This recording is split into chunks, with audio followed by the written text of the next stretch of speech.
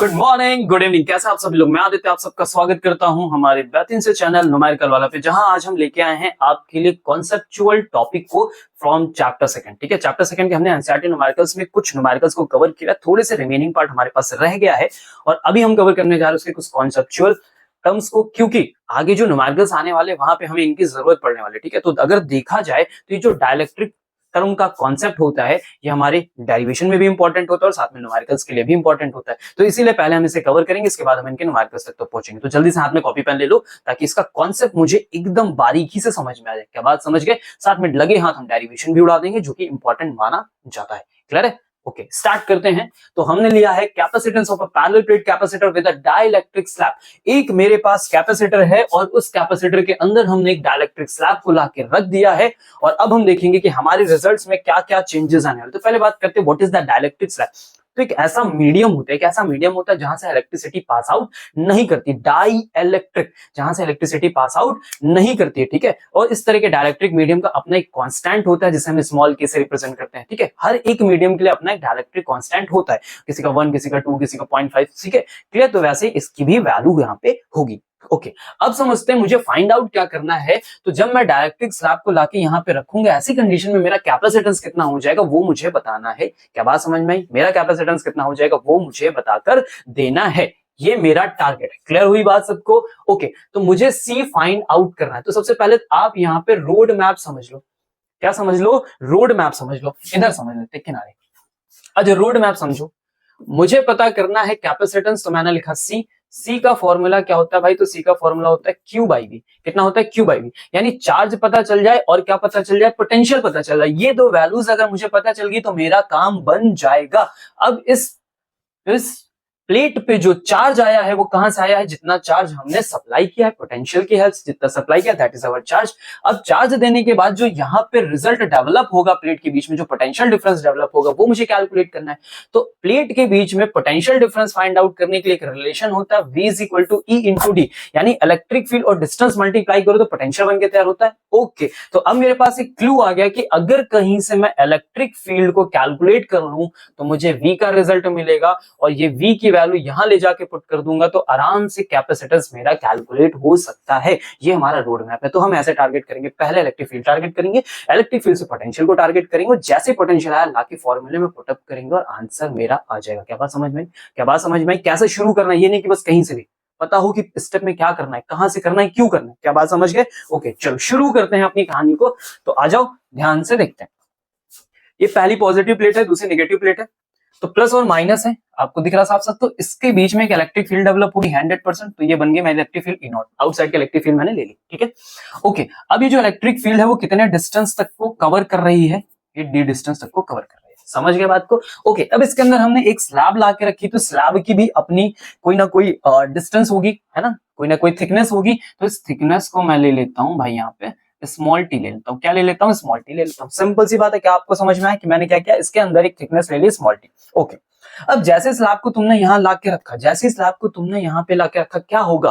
क्या होगा? इसका पोलराइजेशन होगा। क्या होगा? इसका पोलराइजेशन होगा। पोल्स डेवलप होंगे, एक पॉजिटिव और एक नेगेटिव। अंदर चार्जेस है, प्लस माइनस फिलअप है। और जैसे आपने फील्ड के अंदर रखा तो फील्ड क्या करेगी? एक चार्ज को अट्रैक्ट करेगी और एक चार्ज को रिपेल करेगी। ऐसे समझो कि प्लस वाला इसके अंदर से किस चार्ज को अट्रैक्ट करेगा? तो माइनस को। तो सारा माइनस चार्ज प्लेट के इस साइड में आके क्या होगा? इकट्ठा हो जाएगा। और ये माइनस वाला किसको अट्रैक्ट करेगा? तो सारे पॉजिटिव चार्ज को अट्रैक्ट करेगा। तो सारा प्लस वाला चार्ज सर इस तरफ जाके क्या हो गया? इकट्ठा हो गया। क्या सर यहां तक बात समझ में आ गई? क्या यहां तक सबको बात समझ में आई? क्लियर है? कोई दिक्कत परेशानी समस्या? Okay, very good.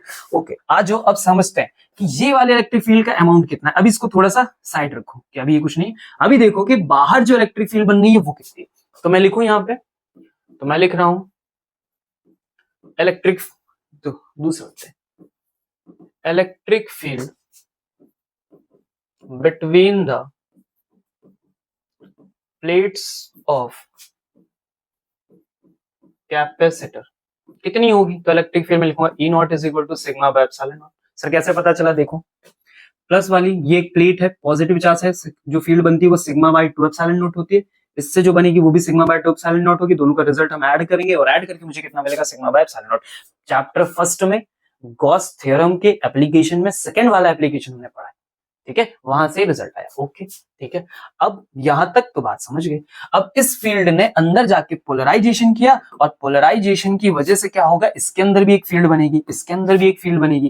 तो इसके अंदर फील्ड जो होगी वो प्लस से माइनस आएगी, प्लस से माइनस आएगी। तो मैं मान लेता हूं कि इसके अंदर की जो फील्ड आई है वो कितनी हो गई, ईपी। मैंने उसको रिप्रेजेंट कर लिया। मैं लिखूं यहाँ पे तो मैं क्या लिखूंगा, electric field induced, sir induce हुई है, इंड्यूस्ड इनसाइड द स्लैब कितनी आई है भाई, तो EP is equal to sigma by epsilon naught. Again इसकी डेंसिटी कुछ अलग होगी तो मैंने इसको कुछ अलग लेट कर लिया।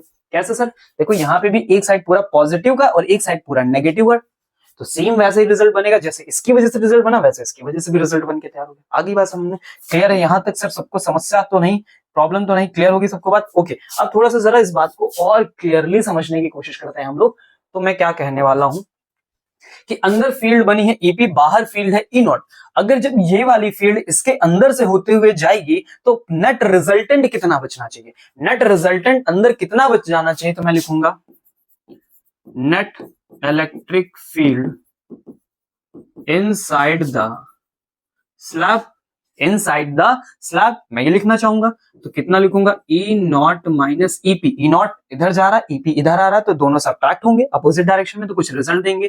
तो वो रिजल्ट आएगा मेरा E नॉट बाई के। ये रिजल्ट मेरा कितना आएगा, E नॉट बाई के। सर ये रिजल्ट आया कहां से, तो आप ऐसा समझो, अगर मैं इलेक्ट्रिक फील्ड जो हमारी स्टार्टिंग के इनिशियल इलेक्ट्रिक फील्ड है उसको मैं चेंज इन इलेक्ट्रिक फील्ड से डिवाइड करता हूं, तो मुझे डाइलेक्ट्रिक कांस्टेंट की का टर्म मिलता है, डाइलेक्ट्रिक कांस्टेंट की का टर्म मिलता है। दिस इज द के। व्हाट इज द के, डाइलेक्ट्रिक कांस्टेंट है सर इसका के। हर एक मीडियम का मैंने बताया था होता है, इस मीडियम का हमने ले लिया के।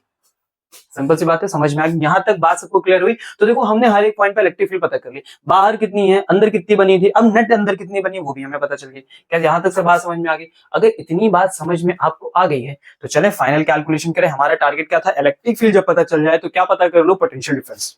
क्या पता कर लो, पोटेंशियल डिफरेंस। आ जाओ, तो मैं लिखूंगा यहां पे potential difference between the plates of capacitor, between the plates of capacitor क्या आएगा सर, तो फॉर्मूला होता है V is equal to E into D, V is equal to E into D. अब जरा देखो तुम्हारा पोटेंशियल कितने कितने पार्ट में डिवाइड है, और जरा देखो कहां कहां पोटेंशियल बना होगा।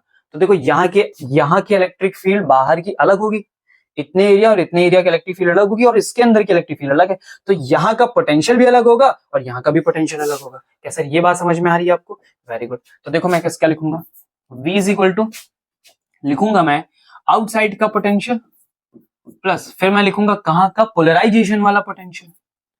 आउटसाइड वाला पोटेंशियल का मतलब E इंटू डी, तो इलेक्ट्रिक फील्ड मेरी E नॉट थी, डिस्टेंस कितनी है, डिस्टेंस कितनी है, तो अंदर तुमने T स्लैब रख दिया, टोटल था D, बचा हुआ कितना है T। सर दिखा दो एक बार, देखो ध्यान से यहां पे जो रिजल्ट है वो है T और पूरा है D। अगर D से मैं T माइनस कर दूं, D से अगर मैं T माइनस कर दूं तो बची हुई डिस्टेंस आ जाएगी। तो ये लिखो सर यहाँ पे प्लस पोलराइज जो कितना हुआ T के अंदर, तो मैं यहाँ लिख दे रहा हूँ कितना रिजल्ट आया था, E नॉट बाई के, और यहाँ पे मैं क्या लिख देता हूँ T।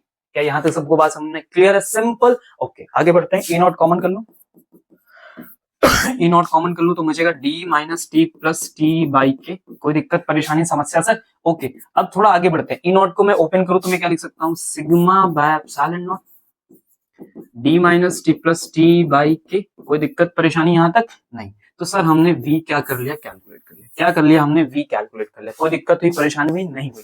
ओके अब जब आपने इतना काम कर ही लिया है तो थोड़ा सा काम और बचा है और हम निपटा देते हैं।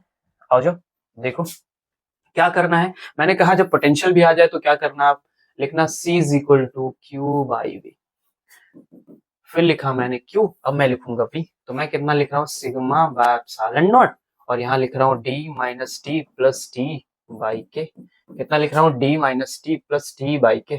अरे यार ठीक है, कितना लिख रहा हूँ, D minus T plus T by के। क्लियर हो गया? अब जरा देखो what is the sigma sir, तो ये तो चार surface charge density, this is the Q by A। तो इस वैल्यू को मैं यहाँ पे ओपन कर रहा हूँ, Q बाई A, और यहाँ क्या है, एप्सिलॉन नॉट, और यहाँ मेरे पास क्या, D minus T plus T by K.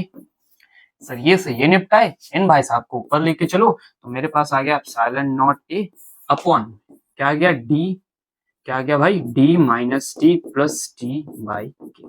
This is your final result, this is your final result. ये हमें कैपेसिटर का कैपेसिटेंस मिल गया। सिंपल से बात समझ में। अगर मैं कोई डायलेक्ट्रिक स्लैब इसके बीच में लाके रखता हूं तो मेरा रिजल्ट कुछ इस तरह से मिलने वाला है, मेरा रिजल्ट कुछ इस तरह से मिलने वाला है। अब इसी में हम कुछ चेंजेस कर सकते हैं, ठीक है, बेसिक बेसिक चेंजेस कर सकते हैं। जैसे अभी मैंने बोला कि मैं केवल टी फिलअप करूंगा, अब मैं तुमसे कोई क्वेश्चन कह दे कि नहीं भाई टी मत फिलअप करो, ज्यादा फिलअप करके दो, ठीक है। अभी मैंने कहा कि ये मेरे पास कैपेसिटर है, हमने थोड़ा फिलअप किया था, कोई कहते पूरे में क्या करो, पूरे में डायलेक्ट्रिक भर दो के कांस्टेंट का, तो क्या करना है, यही वाला फॉर्मूला लिखना, लिखो C is equal to epsilon naught A upon में क्या लिखोगे भाई, तो लिखोगे डी माइनस टी, फिर क्या लिखोगे टी बाई के। अब जरा देखो जो तुम्हारा टी का टर्म था, यहां तक पूरी डिस्टेंस डी होती थी, अब तुमने पूरी स्लैब ही यहाँ पे फिलअप कर दी, इसका मतलब टी इज इक्वल टू क्या हो गया भाई, डी हो गया। तो यहाँ पे क्या करो, टी की जगह डी फिलअप कर दो, तो देखो डी माइनस डी, ये वाला पार्ट पूरा जीरो हो गया, यहाँ पे क्या बचेगा एप्सिलॉन नॉट ए अपॉन में डी, और यहाँ पे बचेगा के, इसको क्या लिखोगे के epsilon naught A by D. क्या बात समझ में? ये तुम्हारे लिए पहला केस काम करेगा, इसको मैं बोलूंगा केस फर्स्ट। कोई दिक्कत समस्या नहीं सर? ओके। अब इसी केस फर्स्ट के बाद मैं केस सेकंड पे आ सकता हूँ। आओ देखो केस सेकंड मेरे लिए क्या बनेगा, तो मैं कह रहा हूँ केस सेकंड में कुछ ऐसा कर दें सर कि पूरी पूरी स्लैब जो हम रख रहे थे रखे ही हटा दें, पूरी स्लैब ही हटा दो सर, कुछ ना रखो अंदर, ठीक है। अंदर सिर्फ क्या बचाओ आप, एयर बचाओ। यानी मैं कह रहा हूं कि जो स्लैब का विड्थ था टी इज इक्वल टू 0 कर दो। अब जरा बताओ फॉर्मूला क्या बनेगा, तो फिर से इसी को लिखो, C is equal to epsilon naught A upon में क्या लिखोगे D minus T plus T by K. अब ऐसी कंडीशन में मैंने कहा टी मेरा है 0, तो ये 0 ये 0, क्या बचा अंदर, तो अंदर बचा epsilon naught A by D. Basic वाला फॉर्मूला, जनरल वाला फॉर्मूला जो हमने निकाला था एयर के लिए, जब कोई स्लैब ना रखी हो तो ये रिजल्ट मिलेगा। क्या बात समझ में आ रही? तो ऐसी कंडीशन में जैसे जैसे हमको चेंजेस करते हुए मिलेंगे वैसे चेंजेस को हम लाके पुटअप करेंगे। क्या बात समझ में आ गई है आपको? तो वीडियो को फिर से देखो, रोड मैप क्या है, जो भी डेरिवेशन सॉल्यूशन करो उसका पहले रोड मैप बना लो कि क्यों शुरू करोगे, कहां से शुरू करोगे, कहां खत्म करोगे। इससे दिमाग में क्लैरिटी रहती है, सोचना नहीं पड़ता, याद नहीं करना पड़ता, और रिजल्ट हमारे पास आराम से आ जाता है। आगे सबको बात समझ में? Get it?